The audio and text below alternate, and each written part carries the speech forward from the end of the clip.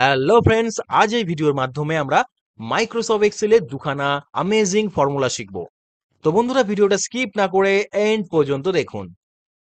এখানে এই শীটের মধ্যে কিছু নেম আছে, ফার্স্ট নেম আছে, কিছু মিডিল নেম আছে এবং কিছু লাস্ট নেম আছে। আমাদের কি করতে হবে? আমাদেরকে এই নামগুলোকে ফর্মুলার মাধ্যমে একত্র করতে হবে। তো এই নামগুলোকে একত্র করার জন্য প্রথমে যে আমরা ফর্মুলাটা অ্যাপ্লাই করব সেটা হচ্ছে কনক্যাট ফর্মুলা।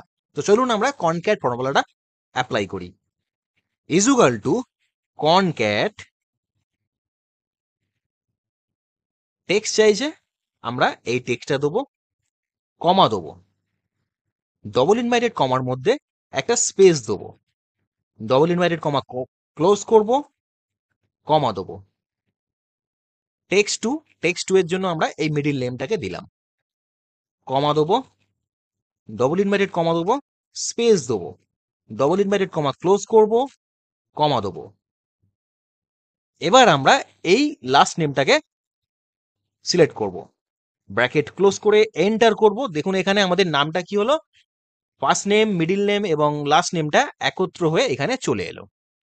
এবার আমরা এটাকে ড্র্যাগ করে দেবো, হয়ে গেল আমাদের কাজ। এবারে আমরা টেক্সট জয়েন ফর্মুলা অ্যাপ্লাই করে কিভাবে এই নামগুলোকে একত্র করতে হয় চলুন আমরা শিখে নিই। ইজুগাল টু টেক্সট জয়েন, এখানে চাইছে ডিলিমিটার। তো ডিলিমিটারের জন্য আমরা এখানে ডবল ইনভার্টেড কমার মধ্যে কি দেবো, স্পেস।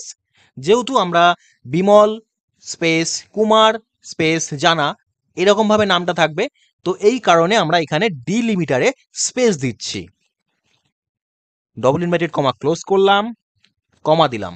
এখানে চাইছে ইগনোর এমটি, তো এটার জন্য আমরা ট্রু রাখবো, কমা দেবো। এখানে চাইছে টেক্সট, জাস্ট আমরা এই টেক্সটের রেফারেন্সটা দিয়ে দেবো, ব্র্যাকেট ক্লোজ করে এন্টার করলে দেখুন আমাদের এখানে কাজ হয়ে গেছে।